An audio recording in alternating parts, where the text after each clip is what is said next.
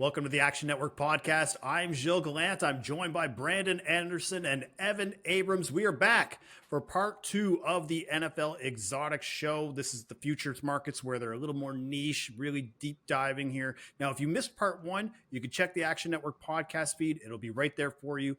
On today's show, we're going to continue to cover some more of those wild NFL futures markets. We're going to be looking at stuff like most interceptions, first coach fired, most touchdowns after 4 games. Before we get going, though, again, just a couple important notes. First one being is that all these bets, for the most part, are not large stakes.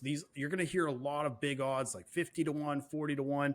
A lot of that stuff you should just sprinkle kind of more pizza bets like $5, $10, inconsequential money to make some good, maybe consequential good ROI and return. And also, as we go, we'll mention the sports book that we have found that at, so you could be able to find it a little bit easier. So let's start with some division bets. Now, this isn't your typical just like, oh, I'm going to take the last team to win. Like, a lot of these are some really big long shots. Now, Brandon, I know that you do have one of those kind of prototypical ones, and you've got 4 or 5 of them. So why don't you get started with us? Yeah, so we'll start out with Bears Island, of course, plus 550. Ben Johnson's Bears. Let's start with Ben this time. You can listen to all the Bears love on other podcasts. You can hear the case. We did a whole worst to first episode if you want to hear the case there. So they're the first one. And I am coming around on Patriots Island. So stay tuned. I might be there. Here's the Patriots bet. Patriots exact outcome. First in the division, Bills second. That's what I like at Caesars at plus 750. Because the reason I got there a little more on the Patriots, we talked in the first episode why I'm in on them. They were in on a couple of bets for me. Floor raising everywhere. The offensive line is better. The defense, they added a bunch of guys. Carlton Davis, Robert Spillane. They added rookies up and down the roster that are going to make a difference. Mike Vrabel and the floor raising there. But what I didn't realize is how much down I'd be on the Bills as we got to the season. I'm not out on the Bills because it's Josh Allen, but I ended up with my win projections under a win difference between the Bills and the Patriots. So I do have Buffalo favored, but I don't have them favored this heavily. And I have those teams clearly ahead of, we talked in the last episode why we're out on the Dolphins and all their mix of, what's happening and why the Jets may not be very good because, good to have a quarterback in the league. So Patriots and Bills, if Drake May plays well, I think the Patriots can be right there with the soft schedule, with a bit of regression maybe on a Bills roster that I don't think this is the best roster they've had with Josh Allen. And if those teams are close, they get the game in New England later in the year. So that sets up well for the Patriots. And I just think these two pull away and it end up becomes like just a division ticket for the Patriots at plus 750. So that's my favorite long shot. And then here's a way to create a long shot out of 3 favorites. My 3 favorite division bets are the Texans, the Eagles, and the Chiefs. Okay, those are boring. So boring, I didn't even tell you why they're my favorite picks. They're all close to even odds. I don't think they should be close to even odds. I'm down on Denver and the Chargers, so that makes me feel much better about the Chiefs than I expected. I don't love the options in the NFC East. We talked about why I'm out on the Commanders last time, so that makes the Eagles look pretty good, and I've given you lots of Texans love. I like all 3 of those standalone at like minus 100, 130, something like that. Those all are bad prices. I have these teams anywhere from 70 to 85% to win their division, which is a huge number. So I'm going to parlay all 3 together. Texans, Eagles, Chiefs. Give me the division parlay at FanDuel, plus 633. By those odds, that should be a 14% hit rate. By my odds of the division, this is better than a coin flip to hit. So I'm going to take just 3 favorites that I believe in and stack the divisions together. Or if you want to, take your long shot, like you could take the Patriots and add them to these 3, and now you get like a 30 to 1 there. So you could, be creative with these. Good for account health too, if we're being honest, to put some of these parlays together. So those are 3. I've got a couple other little ones, but any thoughts on those 3, Joe? I mean, they're all division winners from the year before. And the fact that you said that there was close to even money or that you have it closer to a coin flip is insane, because by that logic, then it should be around plus 110 for all 3 to win, right? So the fact that you're getting at plus 633, at FanDuel, great spot here. I'm already in on Bears Island, so I'm not really going to elaborate too much. It's the Patriots one that I'm still just, it just doesn't feel great. But at the same time, you got to take a risk to get there. I'm going to do the NFC East division exacta here. And right now, because I do like the Eagles to win that division, but right now the favorite for that is for Philly to go first, Washington finish second, Dallas third, Giants fourth. I think we should swap Dallas and Washington in this spot. And right now it's at plus 550 to have Philly, Dallas, Washington, and the Giants as the order in that division. So the Eagles, I still think they're the most balanced roster in the NFL. I think they can finish 13-4 and win that division pretty heavily, even though the opening schedule, or at least the opening 5 games, are kind of tough. The Cowboys, again, this is more of a bet more that Micah Parsons will be back, even if it might not be totally back by week 1. I think they'll still finish second in that division, especially considering that in every season when Dak Prescott has been healthy, they've won at least 8 games. So I think there's more of a higher floor for them. And then the Commanders, again, I think a lot of the time people just kind of forget about how that final 6 to 7 games went last year, where they basically played a backup quarterback in every game. And then the 2 playoff games are playing against 2 teams with just decimated defenses. I think they had a lot of luck on their side. I don't think the luck is going to be on their side this year. I think they'll regress. So I have them finishing third in the conference, or third in the division rather. And then the Giants, I don't think we have to go too deep into that. I think they have the hardest schedule in the NFL based on strength of schedule. So I still have them finishing fourth in that division. So those would be my 4 from a NFC East division exacta. Evan, before we start with how you're approaching the division, Brandon, do you have any more long shots from a division standpoint? Because I want to hear what Evan's got here, because I really am intrigued. Yeah, just 2 other little ones here that I kind of alluded to why I'm going to like them. So Texans, you can bet at ESPN to go 6-0 in the division, 13-1 odds. This is just a bet on the Texans and a bet against the other 3 teams in the division. We talked a lot about why the AFC South and NFC South are so bad. What ended up happening for me is I agree on 7 of those teams being bad, but I ended up really liking the Texans and the floor there. And I bet this last year with the Chiefs, 6-0 in the division. And even with the Chiefs' other teams in the division making the playoffs, 2 of them, they still were 5-0 until they had a Week 18 game against Denver, and I lost because they played all the backups. So I looked. Houston does play a division game in Week 18, but they're home against the Colts. The Colts, at that point, probably are just out of the mix and tanking for a better quarterback pick for next year, prefer to lose. I think the Texans are in the mix for seeding and maybe even a 1 seed. So I like the Texans. 6-0 in the division, 13-1. We'll have options on that last game if we need to.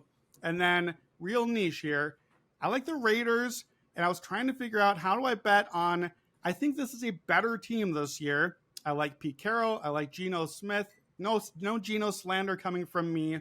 The upgrade from last year's coach and quarterback to this year is just a huge floor raising, but it's still the Chiefs division, and I can't quite get there in the playoffs because I think they're one of the worst defenses in the league. So I've been trying to figure out how do I bet the Raiders to improve, but not that much. And I think it's this. 2nd place in the division, plus 750 at DraftKings. I don't love the Broncos this year. I don't believe in the offense. I think the defense is going to be worse, not better.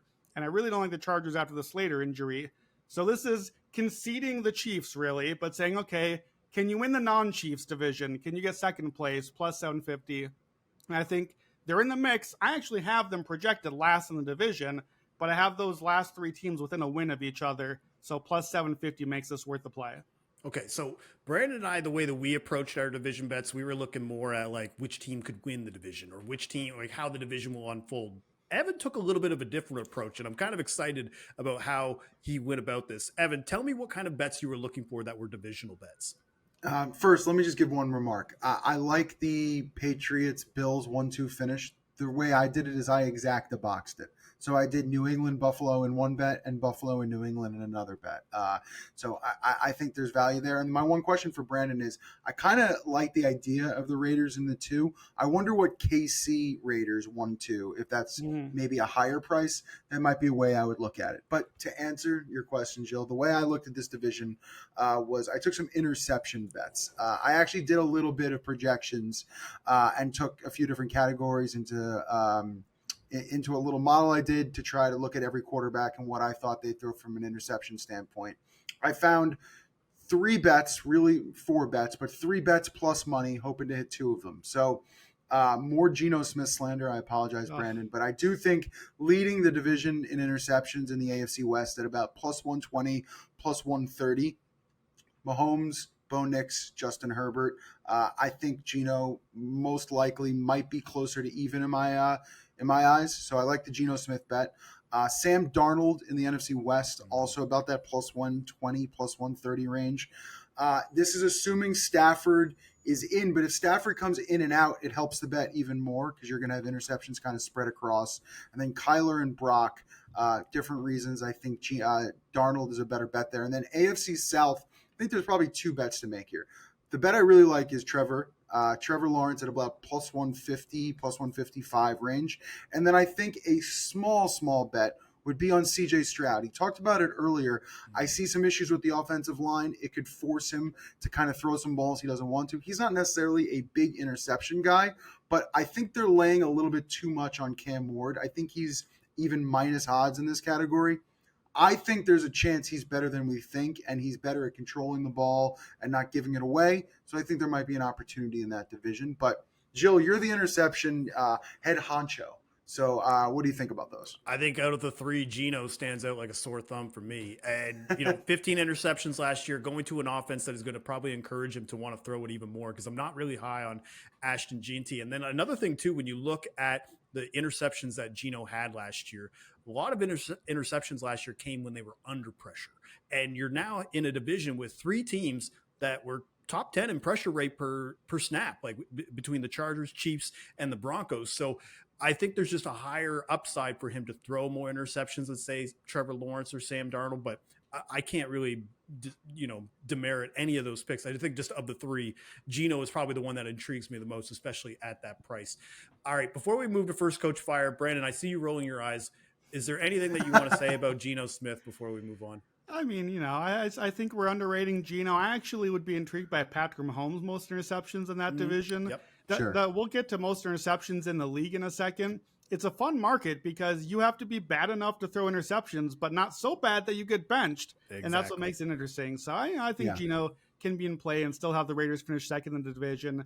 At a lot of books, by the way, Evan, you can bet I forget what it's called, but you can bet like Bills, Patriots top two in the division, and you have to do both bets. And I think that's like minus 105. I like that as well. It's just like, okay, no Dolphins, no Jets, just give me the top two. Last year on this podcast, I gave out Eagles, Cowboys, top two in the East. I said it was free money. It was not. So, be careful with these, but I think that's a way you can bet those division odds as well. Okay. Yeah. In sports betting, I think if anything has taught us, there is no such thing as free money or infinite money glitches, as much as we want to believe. All right, let's move to a very fun category. This one, I feel like the discussion is going to be fun because for me, this is almost like a vibes bet more so than just data and tangible data or box score stuff that we would look at. And it's first coach fired. And right now, this is something that is more available on offshore sports books. If you were looking for it, you could just Google it. You'll find it pretty quickly. Brandon, I have a bet that I like. Evan, you have a bet that you like. Brandon, why don't you start us off? Who do you like as the first coach fired in the NFL this season? Can you, because this market is not as familiar, Jill, can you give us, from the Canadian Outpost, can you give us like the top 5, 6, 7 favorites and odds, just so we're kind of familiar who we're looking at here? Sure. So at the top, I mentioned it earlier in part one, Mike McDaniels is the first favorite at plus 200, followed by Brian Dable at 4-1. Then you've got Dave Canales with the Panthers at 7-1. And it's pretty much like those guys at the bottom of the ranks. Kevin Stefanski with the Browns as well. He's around 8-1 as well. So that's kind of where it is. But honestly, there's only one guy that I like out of those 5. But I'll talk about it in a sec. You tell me who you like to be the first coach fired. Yeah, so I looked a little longer here. I think it makes sense, the favorites here, quote unquote. Do you really want to be a favorite here? I don't know. They make sense. They seem like the right guys. We talked about the vibes in Miami. We talked about why the Browns, the Saints, the Giants all look bad. I can't get excited to bet on the obvious picks here. So I wanted to kind of think, okay, outside the box, what else could go wrong here? What are the vibes? So one pick, one long shot. Brian Callahan of the Titans, 18-1. So second-year coach. Probably that would feel like a pretty short leash, but second-year coach with a first-year quarterback. And it's a second-year coach that went 2-15 against the spread last year, and I'm sure his bosses don't care about his ATS record. However, they probably care that he's repeatedly underperforming expectations week after week after week. That actually is a real data point that the team, we keep lowering the bar and he still can't clear them. So if they come out, and honestly, I think the Titans are an improved team this year. I think special teams will be better. I think their offensive line will be better because of Brian's dad, Bill, and the work that they're doing there. But start of the season in Denver with a rookie quarterback, that could turn very ugly if Denver's defense is what people think. And then it's Rams, Colts, Texans, Cardinals. It's a pretty tough opening schedule. It's a very easy path to 0-5 against a lot of very attacking defenses. And you've got a rookie quarterback. I've never been a Callahan guy, never really elevated the Bengals offense. I thought it's notable that they got better after he left last year and did a lot more motion and creativity. So if you're the Titans and you start real bad, 0-5 or 1-4, and you're like, man, this is not going well with Brian Callahan, and this is not who I want taking care of. My franchise is not Brian Callahan. My franchise is Cam Ward. That's the direction we are going, and this is not my guy for Cam Ward, and I lose faith. Maybe that's the pick, 18-1 for an early firing for him. And then the long shot, I think second year is fast. How about a first year coach? Kellen Moore, 150-1. The odds are outrageous because he literally hasn't coached as head coach in an NFL game yet. But we talked about the Saints.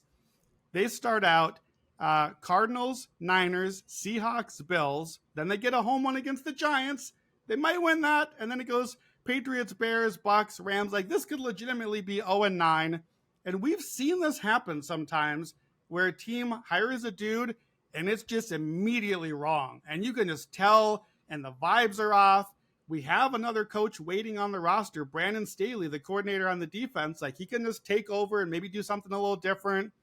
The Giants, the Browns, they got levers to pull. They can put the backup quarterback in, right? You got the rookie quarterback. Oh, we're losing. Let's bring those guys in.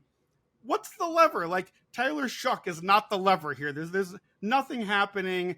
I don't really feel like they were even that excited to get Kellen Moore or vice versa. That seemed like kind of an arranged marriage that just was, we were left standing, and I guess this is happening now.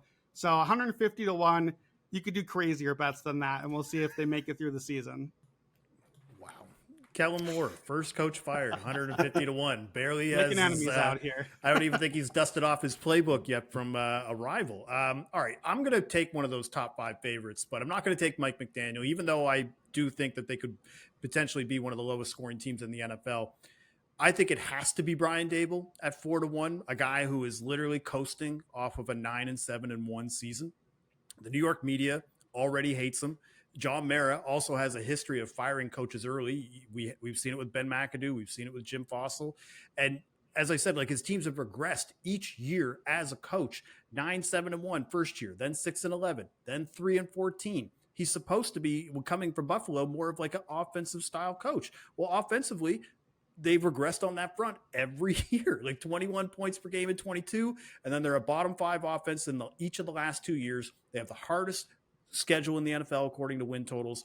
And their opening month is kind of a mini gauntlet. Like, they've got the Commanders, the Cowboys, the Chiefs, and the Chargers. We keep coming back to that week 5 game when it comes to the worst record or longest losing streak to start the year, because it's against the Saints. And I think if the Giants are 0-4 and they go into New Orleans and put up a stinker with that awful quarterback situation, it's game over. Like, they're just, the whole media front will be all over him. Evan, you are based out of the New York area. I'm sure you've got the vibes of what it's like to have Brian Daboll as head coach. Before you tell us about your picks, what do you think of Brian Daboll's chances of making it through this season? My only standpoint of first coach fired earliest is the fact that he's probably not starting the guy that's going to get him fired. Like, I don't necessarily think Russell Wilson is the reason you fire Daboll. Like, if Dart goes out there and everything looks a mess, I think that's when he could get the can. But at that point, it's probably got to be too late, because maybe somebody gets fired before that. So I think at that short of odds, you're really trying to figure out which quarterback or which situation is going to be the worst for the coach. So that would be my only hesitation, but Giants aren't supposed to be good anyway. Their offense really doesn't have, other than neighbors like Tracy, I just don't think there's a lot of hype. So I think he's going to get at least a little bit of leeway. Okay. Yeah. All right. So the only thing that I would just, it's not even a pushback. I would just say, Yeah, it felt like last year, both sides were kind of begrudgingly bringing each other back, similar to like the Kellen Moore situation. Like, Sure. I'm not sure if they even really wanted to bring him back, but I'm not really sure they had a candidate in mind that could replace him. And I'm not sure if Dable really wanted to come back given that situation at quarterback, but he's like, well, I'm still one of the 32 NFL head coaches. I'm not just going to resign. So anyway, that doesn't matter. So Brian Dable at 4-1 is who I like. Evan, you've got a couple that you like. Who do you like for first coach fired? Yeah, I think Callahan's a great bet with Brandon. He's 3-14, so that can get really bad really fast. And the 2-15 ATS means nothing, but it is a bad scarlet letter. So that's one thing to be aware of. I think Zach Taylor is always an interesting bet. I feel like I've at this point put at least $50 on him in like 4 straight seasons. But he is this surprised me a little bit. He's the 6th longest tenured coach in the NFL at this point. So he has been in Cincinnati a long time. He has been to the Super Bowl. But I think at this point, if Cincinnati were to start slow again, would there be some consideration of a change? I think it's worth at least a bet. And I think the market kind of agrees with me because it's only 9 or 10-1. So it's not much longer than that. The only other bet I'll bring up here is Raheem Morris. I think it's possible, given having the quarterback, drafting Penix, like doing all these different things. If it starts really bad, 18-1 is an intriguing option. Okay, well, I feel like all three that you just laid out there have a chance, especially Zach Taylor and the Cincinnati Bengals. If we see another 0-3 start, it could get really tumultuous. You got to blame somebody, and it's not going to be all the people you just paid. Exactly. Here's the problem. I think the Bengals are too cheap to fire a coach in season. I think they're going to pay him the rest of the season and get out afterward. All right, that was first coach fired. Let's move now to one of my favorite markets, most interceptions thrown during the regular season. Last year, I would have thought it was Jared Goff, or not Jared Goff. I think Jared Goff is this year. I would have thought it was Josh Allen, who ended up having a career year, obviously winning MVP. But yes, to let the cat out of the bag, Jared Goff is who I think is going to throw the most interceptions in the NFL this year. It's around 18-1, 20-1, around that at FanDuel. So let's talk about him. All right, 12 interceptions last year. The big thing for me with Jared Goff, and I've been saying this for years, is that we see kind of a huge split when it's 2 conditions, when they have to play outdoors and when he gets a lot of pressure.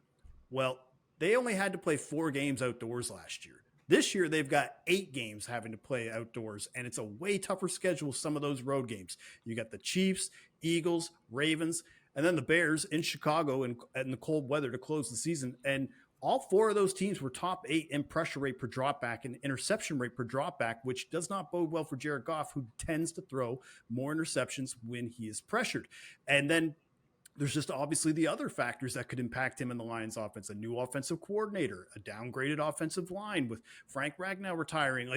And we've seen Jared Goff as well, that long leash. We've seen him have games, a 5 interception game. He had a 3 interception game in the playoffs against the Commanders. Dan Campbell and that coaching staff, they're not going to bench him, and they're very aggressive on that front, especially on 3rd and 4th down, especially on a passing frequency standpoint, which I think will just lead to more interception opportunities. So at 18-1, I think Jared Goff is my favorite bet for that market. Brandon, who do you like to throw the most interceptions? Yeah, I think the Goff is a pretty sharp bet here. I just have a quick dart on a long shot. I'm going to keep dumping on the Saints. I'm going to take Spencer Rattler, mostly because he's 80-1 at BetMGM. And look, the case against this pick is pretty easy. If he's that bad, why won't they just bench him and play Tyler Shuck or Jake Hainer or someone else? I think there's kind of maybe some like weird Jameis Winston potential. Like, can he be really good and entertaining and bad all at the same time, just chucking it all over the place? Last year, Spencer Rattler finished top 20 in turnover-worthy passes in the NFL. He played 7 games. So that's pretty impressive, my guy. 5%. That's 1 out of every 20 throws. He's given the opponent a chance to steal it away. 6 picks and 7 starts. So, what if Tyler Shuck is just never really ready? Like, the fact that he's already not starting for them, I think is pretty telling. What if he does play and gets hurt? He just has like an endless buffet of injury history to his name. And I think Rattler, there's a chance where he just keeps playing most of the year. And if he does, then this is terribly priced at 80-1, because that's the odds of like Lamar and Aaron Rodgers and guys who are literally allergic to throwing interceptions. So just a dart on, what if we get enough Rattler games? Then I would like to have him at 80-1. Evan, what's your thoughts about Rattler? Do you think he can make it throughout the entire season to get to that 80-1 threshold? It's the bet. I mean, that's why you're getting the price you're getting, is because we're saying all the other quarterbacks aren't going to be ready. Or I kind of like your Jameis standpoint, which is he's doing well enough, scoring some points, doing some things, and he's going to stay out there. But 4.4% turnover worthy rate last year. I mean, he was pretty bad in that area. It's like really, really top of the list for that statistic. So Rattler to me is definitely worthy at 80-1, especially we know he's starting week 1. And it's, for that mark, I would expect the price to get a little bit shorter, to be honest. Yeah, I mean, right now, week 1, looking at his interception odds, he's around minus 200 to throw an interception in that game. So, is there anybody else you like?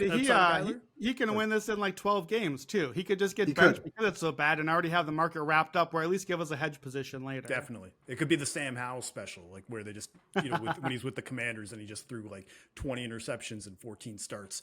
All right, before we move on, I like some team touchdown leaders, but Evan, what about like Dak and Darnold? I guess like Dak Prescott, is there any, because the one thing I would say about Dak, threw 9 interceptions in 9 games last year, based on the turnover worthy play rate and projection, he was probably close to throwing 15 to 16 interceptions, was right around that mark of what you need to get the most interceptions in the NFL. I mean, it's a similar reason why I like Dallas to score the most points at 30-1. Like, I just think he's not going to be replaced unless he gets hurt. And I think there's going to be a lot of offense to speak of. And I think the defense is going to be relatively porous, especially if there's no Micah there. So I think at about 10-11-1, Dak has some value. And so is Sam Darnold. Like, I just think there's no reason for him to get replaced. So I think in both those positions, they're going to be in the game long enough where it's a possibility on both angles. And from a turnover-worthy throw rate, it's Spencer Rattler, it's Joe Flacco, which I'll pass on because I think he's the extreme. He's definitely not going to play enough, in my opinion. Yeah. Dak, he's definitely going to play enough. And Sam Darnold's in the same conversation. So this award, more than many, is just about playing time. Yeah, absolutely. All right, let's now move to another market for team touchdown leaders. This is available at Bet365. Essentially what you're betting on is which player is going to lead the team in touchdowns by the end of the season. Very simple. And for me, when I'm looking at these markets, sometimes I find that the edge isn't necessarily with the top end teams, but it's more with like the bottom feeder, middle of the pack teams that have kind of uncertainty or maybe a higher injury probability. So, or even just teams that don't have that clear cut running back one to swallow up all the red zone touches. So here are 3 guys that I like to lead their team in touchdowns by the end of the season. First one is going to be Quentin Johnston with the Los Angeles Chargers. Now, I know from a playing standpoint, he's very frustrating, doesn't have the greatest hands, but led the team in touchdowns last year. He led the NFL with 8 touchdowns versus zone coverages last year, which I think is important to note. I just find he has a high upside as a full-time player. The one thing that I will not knock him about is that he's typically playing at least 80% of snaps in his tenure as a Charger.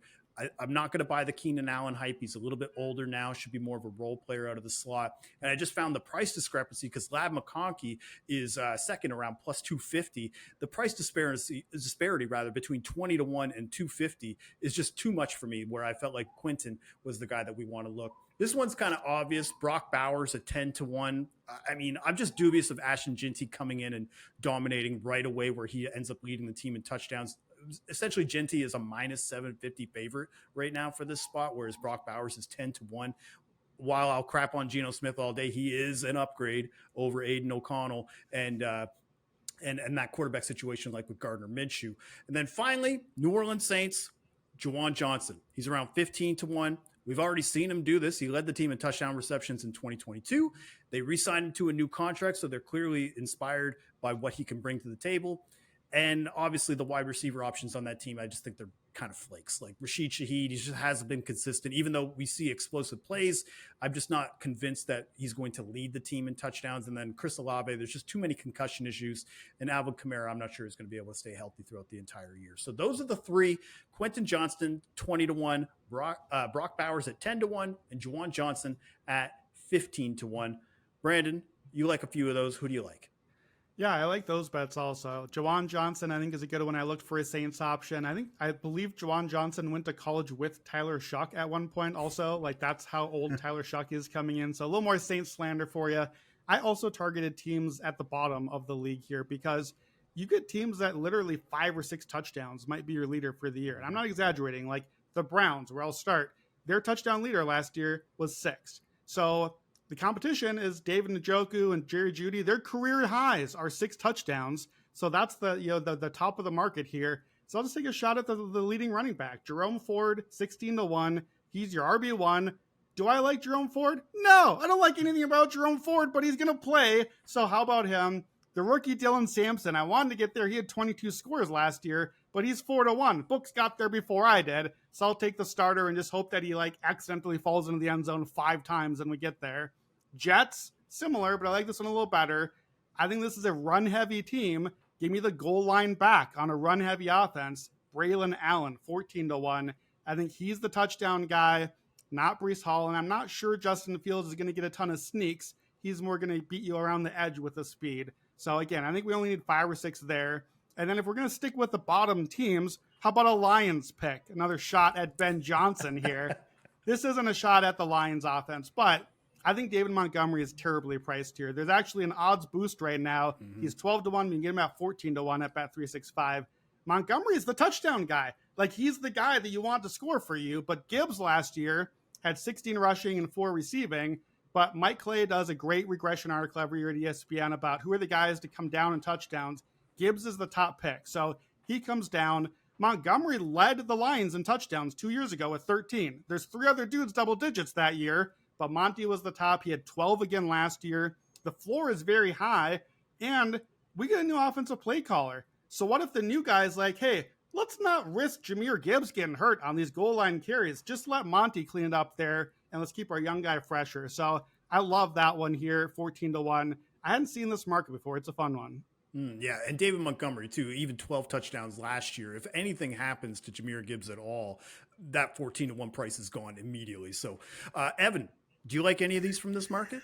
God, I love this market. I wrote in the script, I have 8 LOL. I may have more, but I'm just going to go through very quickly because I love this market. I'm on Brock Bowers at 10-1 with you. I'm on all of Brandon's picks. I'm on an anti-Lion, so I believe that Gibbs at 300 is just not the right price. So I had Amon-Ra at 6-1, and I like Montgomery at 14-1.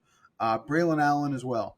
You 100% nailed it when you talk about fields across the edges versus Josh Allen in the red zone. I think it's also mispriced. So 14-1 there. And then I picked Annie Brown, and Sampson was just way too short for not being, the absolute starting guy. So I think Ford also makes sense. I'll throw out a few more names. Golden at 14-1. Jacobs is minus 700. I completely get it. With the injury to Reed, I think Golden's going to get a lot of looks in that offense, so I like that price. I also am kind of interested in Jacksonville. So BTJ is minus 180. I've even seen him minus 200. I thought Bigsby at about 8-1 is intriguing. If you're going to get ETN out of the way, which we think is possible in this offense, 8-1 for a running back that's going to get a bunch of looks, I think is intriguing. Minnesota. So the favorite is Justin Jefferson at minus 120. Addison is going to be missing time. So I thought Jefferson should probably be a larger favorite given what that offense looks like. And the fact, yes, Thielen's in the door. He's probably going to get some touchdowns. I want to look back to see if they list him because I think he could become a favorite in the red zone. So I really do like Jefferson. Think he should be longer. And then I've only got 2 more. Only. Wan'Dale Robinson, 14-1. Yep. I think it's intriguing.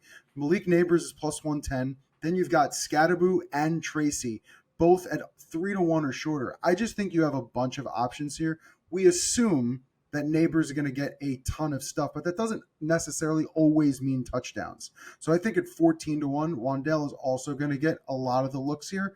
And for Pittsburgh, you can kind of go a bunch of different directions. And a tight end, they've got 2 guys out there, Jonnu and Freiermuth. They're going to run a lot of 2 tight end sets. Rodgers loves the tight end. So I thought Freiermuth at 11-1 had some intrigue to it as well. All right. Let's take a quick break. No surprises, folks. NFL season kicks off in a matter of days, and to get the most out of the award-winning Action app, you'll want to be an Action Pro subscriber because only Pro subscribers get real-time pick alerts from experts like Brandon Anderson, myself, and the entire Action Network team. Plus, you can get access to our pro projections powered by Sean Curter and the predictive analytics team. And to celebrate football's return, we've got a special offer. Just go to actionnetwork.com/pro. You can get $20 off the annual price with the promo code POD20. So don't miss out on the best bets at the best prices. Visit actionnetwork.com/pro and use promo code POD20 to get $20 off a year of Action Pro. All right, let's continue with more NFL exotic futures bets. And we're looking now at season leader bets. So this can pretty much touch on a lot of different things. Brandon, you've got 4 or 5 ready to go. What do you got? Yeah, we used to do a whole season leaders pod and it just didn't quite get there this year. But one of my favorite season leader bets is the touchdown market, particularly rushing touchdowns, because touchdowns are random. So you can get a little bit better on the long shots. Yardage, you're going to get the favorites winning for the most part, but touchdowns, especially running, can I get that goal line back? Can I get some vulture touchdowns? So I've got 3. I like all 3 because they're all 100-1 and longer. So I'm going to bet them all. First one, Nick Chubb. Nick Chubb is on the Texans now, in case you've forgotten. Nick Chubb might be the starting running back in the Texans, and he might be for the entire season because everything out of Joe Mixon is looking terrible. So we know Chubb starts the year at that running back. We'll see if he finishes. He's obviously got his own injury history, but he is just a great pure runner and a guy that has a nose for the end zone. When he's played healthy seasons, he has 8 touchdowns in all 5 seasons he's been on the field. He scored 12 twice, and he's running for Nick Caley. So I looked at Nick Caley's history. He coached with the Rams, and he coached under Josh McDaniels. Okay, Rams. Kyron Williams had 12 and 14 rushing touchdowns the last 2 years. Josh McDaniels' offense has been top 6 rushing touchdowns 10 of 18 seasons. Corey Dillon had 13 under McDaniels. Stephen Ridley had 12. LeGarrette Blount had 18 and led the league. Damian Harris had 15. These are not star runners, but when they get close, they're punching it in. So if Nick Caley is doing what his mentors have done, Nick Chubb, rushing touchdowns leader, it's 125-1 at Caesars. Be sure to shop around on these because the numbers are varying wildly. So that's the first one. That's the name you know. Let's dig a little deeper. Next one is 150-1. It's a local guy from me, Roschon Johnson of the Bears. He scored 6 times last year. And again, I'm looking at Ben Johnson. And what does Ben Johnson's offenses do? They run the ball into the end zone. We just did Montgomery and Gibbs. We talked about their rushing touchdowns. Okay, let's follow them to Chicago now. Ben Johnson's offense ranked top 3 in rushing touchdowns all 3 years as he led the team in Detroit. So one of those years, DeAndre Swift was on the team, the Bears running back. He had 5. Jamal Williams had 17 and led the league. He was the winner in this category. Then the last 2 years, the only reason we didn't get a winner under those years is what we just said. They split. Monty had 10, Gibbs had 13, Monty has 12, Gibbs has 16. That's 23 and 28 rushing touchdowns for those 2 running backs. And all the reporting on Chicago is that Roschon Johnson is the goal line guy. So 150-1 to lead the league. And if you're not quite so high on the Bears scoring enough to do that, I was like, wait, why didn't I add this? Bears touchdown leader, 40-1 at Bet365. Add that one into the last category, and you get that one as well. Last one, rushing touchdowns leader, the rookie out of Denver, RJ Harvey, 200-1. That's at BetMGM or ESPN. Last 2 years in college, he had 38 rushing touchdowns combined. Sean Payton, again, a guy that likes to punch it in on the ground. Top 7 rushing touchdowns, 10 of the 17 years he's been the head coach. So we've seen that from Mark Ingram. We've seen Alvin Kamara. This is a market I love because you can look at the coaching tendency, not the running back talent, and say, okay, who's your guy to get you into the end zone? And I think these 3 play in systems and coaches that want to just run it in. So Nick Chubb, Roschon Johnson, and RJ Harvey, all longer than 100-1. If you want a more reasonable bet, I think Christian McCaffrey 25-1 is like the right bet to make in a shorter market. But I'm just going to take all 3 long shots, and you can hit some of the long shots on these rushing touchdown bets. Well, the only one of the 4 that I'm very curious on is the Nick Chubb one, because with the Mixon news, you've seen even comeback player of the year odds like plummet, where he's now one of the top 5 favorites for that award. So if he's going to be a focal point of that offense, that could very well lead him to the top of the leaderboard from a touchdown perspective. Evan, what do you like for this market? Is there any season leader bets? Are you looking at rushing touchdowns, receiving touchdowns? What do you like? Yeah, I'm with Brandon in just looking at mostly touchdowns because of variance. I feel like there is a more ability in the market to look for long shots. So I am completely with him on Nick Chubb. He was also on my list, and I also think it's 6-1 to lead the team in touchdowns is intriguing as well. So I like both of those markets. RJ Harvey, also on my list. 200-1 is just absolutely way too long for that guy, especially, is going to mix with Dobbins potentially. But I think Harvey has a lot of potential to score a ton of touchdowns for Peyton. Jaden Daniels, 200-1. Seems insane, but it's also maybe the only thing they'll be actually doing really well, which is him running the ball. So I think I'm going to touch that a little bit. And Devon Achane, he is good to go, and he was 100-1. Now he's 80-1. So we're going to crap on the Dolphins offense and do that a ton. But at that price for a skill player like himself to get him backfield, catching, like there's a bunch of ways for him to get in the end zone. So I took it at 100. It's down to 80. Those to me are probably the long shots to take in the rushing market. And then from receiving, do you want me to do that, or you want to let Brandon use his? No, I want to hear more, because right now, like, I was even thinking about Devon Achane. I was like grabbing my phone, starting to put the bet in. What else do you got? From receiving standpoint, I think this is a little bit tougher. So these are just some names. These aren't bets yet. These were names I considered. So like Mims at 200-1 crossed my brain. Adunze at 100-1 also crossed, but I think there's way too many options there. So I think the bet to look at, I like Golden at 50-1. I think it's in that offense. Again, I talked about it earlier when I liked him. I think 14-1 to lead the Packers. Might as well throw a few shekels at 50-1. So I think those are probably my favorite bets on the receiving side. I had Worthy at 50-1, but I think there's a rushing standpoint. I think receiving will be a hard one, because I think, like Achane, there might be an ability to not win the category but win total touchdowns. So I think at 50-1 it's a little short, even without Rice out. So that's what I thought. And just one real funny one, and this is just, I had to bring this up. You look at passing touchdowns, every starting quarterback in the NFL is like 250-1 or shorter. Daniel Jones is 500-1. So I feel like for a starting quarterback in the NFL, that is just way too long. He will get $1 from me. All right. I just wanted to bring up Matthew Golden again, because you're pretty high on Packers in general, but also Matthew Golden and I was looking at his Offensive Rookie of the Year award, because if he leads the league in touchdowns, I mean, it's around 20-1. I think I would prefer the touchdown bet more than the Offensive Rookie of the Year bet. Just if I'm picking between the two, one's longest odds, and I think one probably has to happen for him to actually get that award over some of the other candidates. Brandon, you have a receiving yards one before we move on. What one do you like on this side? Yeah, my only yards one here is AJ Brown, receiving yards leader. It's 28-1 at Caesars. Last year, only two guys in the entire NFL topped 1,300 yards. So this was a very attainable market, more so than you'd think. And granted, we got some injuries last year, and AJ Brown was one of them. Before last year, he had 1,450 yards or more both the previous seasons. So we've seen him have that stretch of 7 games where he had at least 120 yards all games in a row. That stretch, I think he had like a 2,300-yard pace over a whole season. We've never seen a 2,000-yard receiver before. And I think if Philly passes more this year, as we expect them to in the second half and in closer games, A.J. Brown should get a little more volume. He's never going to be the volume guy, but he's so efficient, almost 16 yards a catch for his career, over 10 yards a target in his career. I think he pushes at least 1,500 yards and gets in the mix. If you want, you can bet him just to get 1,500 yards. That's 7-1 at BetMGM. So I like that as kind of a baseline. And then yardage leader for the league, 28-1, Caesars as the escalator there.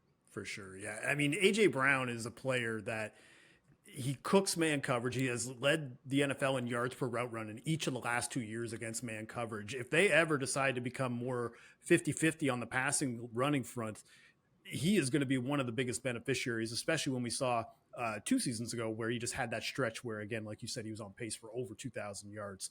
All right, let's move on now to, these are kind of like wild card bets, I guess is the best way to put it. Like they're just kind of bets that we didn't have a category for. We just kind of shoehorn them in here. And part of the reason why I'm picking this one is because I was not able to attend the Offensive Player of the Year Award podcast. So I'm going to shoehorn myself in here and wedge myself into that conversation. And I think the guy that I wanted to take on this front, guys, is CeeDee Lamb. I just want to make a case for why I think he should win Offensive Player of the Year. So just to give a little bit of background on this podcast, in 2022, I gave out Justin Jefferson at 16-1. In 2023, I gave out Christian McCaffrey at 14-1. Last year, my pick was Jamar Chase. I thought I was going to have another winner because every wide receiver Triple Crown winner has won this award, and he didn't even finish in the top 3. So I'm not even looking now at whether or not Triple Crown is going to be a deciding factor. But part of the reason why I wanted to go back to Lamb here is just the sheer target volume that comes his way, regardless if it's Dak or not. In 2023, he finished 3rd in Offensive Player of the Year award voting. Legit case he could have been 2nd behind Christian McCaffrey, ahead of Tyreek Hill, given where they finished in the season. But I think 2024, we kind of lost track of where CD was on the pecking order because he started off slow. They had that contract holdout, didn't sign the contract until like a week before training camp was over. The Cowboys offense kind of sputtered out the gate. Dak was out with injury after week 9. So again, with Dak back, assuming he's healthy for a full season, I'm projecting at least 8 wins. And I think at 20-1, this is a great price, kind of a great entry point to the Offensive Player of the Year market as you go from a portfolio standpoint. And then you could start to kind of shift and go as the weeks go. But I think CeeDee Lamb at 20-1, given the volume of targets that he is going to get in this offense, I think right now he is the best value. My heart was initially on the Jahmyr Gibbs train, but again, the David Montgomery presence, the offensive line regression, Ben Johnson leaving, I just couldn't get there, whereas I think CeeDee Lamb is primed for a nice bounce back season. So that's who I like for Offensive Player of the Year. Brandon, what before you talk about what kind of bet you like, do you think, I know you kind of already handicapped this market. What do you think of CeeDee Lamb's chances to win Offensive Player of the Year? Yeah, I mean, I think he's in the mix. I do think it's actually more of a receivers award, even though we're on 2 running backs in a row now. I still think we're trending towards receivers. We talked when we, Evan and I did this one, that there are a bunch of receivers like Lamb in that 20-1 range. And I think they're the right guys. Like, I like Nico Collins a ton. I really wanted to bet him for this award. The problem is there's a bunch of them, and you got to have just like outlandish stats to win this award. Like you said, Jamar Chase leads the league in all 3 categories and still isn't even close to winning it. So I think Nico, I think Lamb, I think the guys at 20-1, like they're basically priced right for me. I don't think there's a ton of value in it because there's just any number of guys, and we don't know what the Schottenheimer offense necessarily will look like now. So I can't hate the pick, but I can't love the pick just because there are so many other options. But I think absolutely, if you were to name like 8 receivers who's going to be in the mix for this award, I just talked about A.J. Brown. He's one of my picks. I think CeeDee Lamb, Nico Collins, my guy Justin Jefferson, like all those guys all seem like they should be priced in this range. So I think it makes sense. For sure. And I mean, reality is that, full disclosure, if Saquon Barkley continues to have like big 75-yard touchdown runs every week, this award's going to be over quickly because people were already head over heels him in this offense last year. I can't imagine they're not going to give it to him again if he continues to play the way he did, especially during that playoff run. All right, Brandon, what do you like now for a wild card long shot? Yeah, so just 2 other player things to give out here. We just talked about Offensive Player of the Year. We said on the podcast, this is not usually a quarterback's award, but if any quarterback was going to win it, I think it could be Joe Burrow. So here's the angle I'm going to play. I did not end up betting Burrow because quarterbacks have not won OPOY for like 7 or 8 years, I believe. But I said that I thought he could have a shot at 5,000, even 5,500 yards, and a shot to break the passing record. At DraftKings, we can bet it. He can break the passing record, which is 54.78. That's what he needs. Before I even saw that number, I literally projected, okay, what's the upside version of Burrow look like? And I wrote down 5,500 yards as that number. So when I saw this bet, I was like, I'm definitely making that. He led the league last year in completions, attempts, and yards. That's the only triple crown as far as quarterbacks go. And from week 10 forward, he paced for 5,700 yards last season already. So the Bengals can't play defense. He's going to be chucking all season long to T. Higgins and Jamar Chase. His last 3 seasons, he's had at least 4,475 yards, all 3. So you can bet 4,500 yards plus 190 at Caesars. That's just like stay healthy, and you're probably going to hit that. So that's a pretty good starter bet here. But then break the passing record. I believe he's the leader for passing yardage. Otherwise, that would have been my bet. All of the long shots. This is the long shot version of that. Go get the record. I don't think he's going to go get MVP because his team's not going to be there for him. So maybe he can win this instead. And then last one, just totally off the board here. Bet365 is also offering, we talked about the touchdown leaders per team.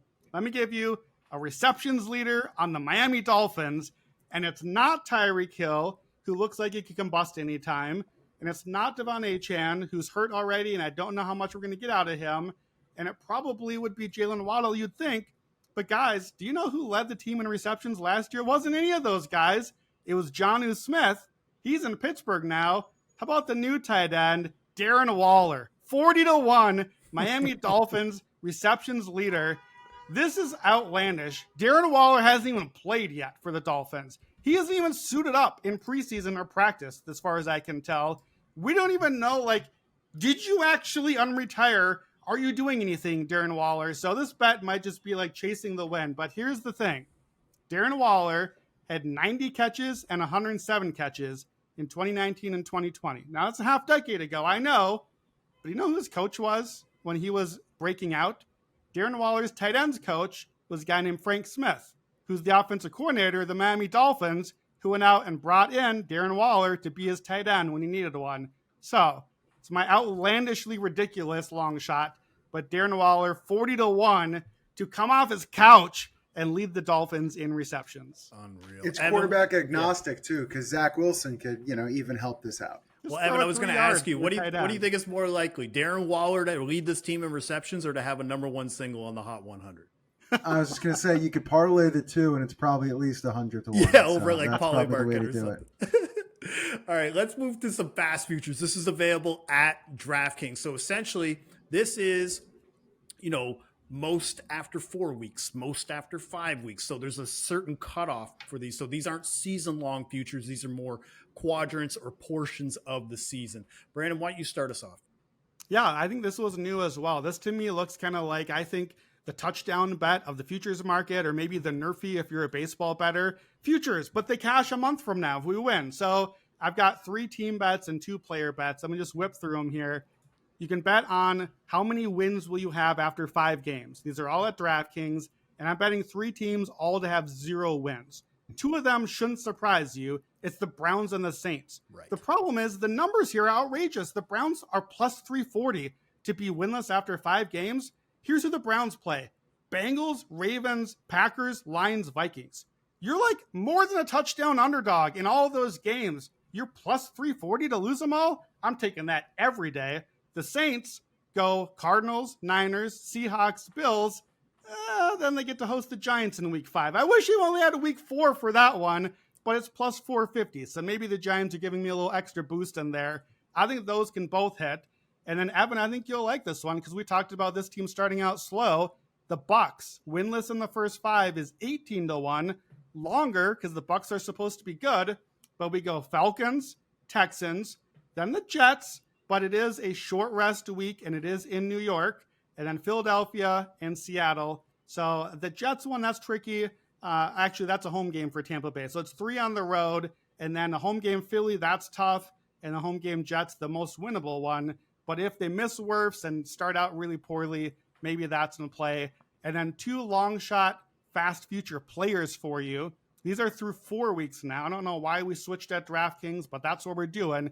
Who are your yardage leaders after 4 weeks? 2 for you. If you're a Saints fan, great news. I have a positive bet for you. I finally got to a good Saints bet. Spencer Rattler, passing yardage leader through 4 weeks. Why? Because he's going to be passing all game. You suck. You're terrible. Your team can't do anything. And you're playing the Cardinals, the Niners, the Seahawks, and the Bills. You're going to lose by 100. So pass all the time. He's 150-1.